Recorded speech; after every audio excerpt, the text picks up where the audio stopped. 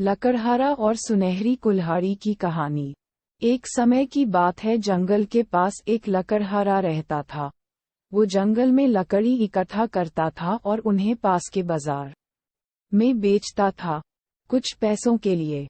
एक दिन की बात है, वो एक पेड़ काट रहा था। तभी हुआ ये कि गलती से उसकी कुल्हाड़ी पास की एक नदी में गिर गई। नदी बहुत ज्यादा गहरी थी और वास्तव में तेजी से बह रही थी। उसने बहुत प्रयत्न किया अपने कुल्हाड़ी को खोजने की, लेकिन उसे वो वहां नहीं मिली। अब उसे लगा कि उसने कुल्हाड़ी खो दी है। वह दुखी होकर वो नदी के किनारे बैठकर रोने लगा।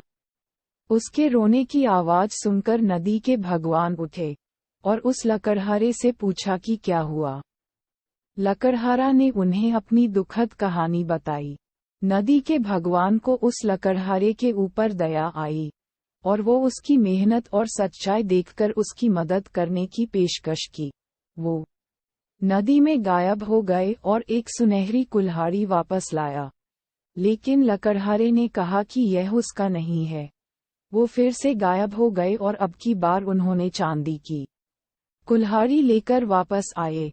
लेकिन इस बार भी लकड़हारे ने कहा कि ये कुल्हाड़ी उसका भी नहीं है। अब नदी के भगवान पानी में फिर से गायब हो गए और अब की बार वो एक लोहे की कुल्हाड़ी के साथ वापस आ गए। लकड़ी का कुल्हाड़ी देखकर लकड़हारा मुस्कुराया और कहा कि यह उसकी कुल्हाड़ी है।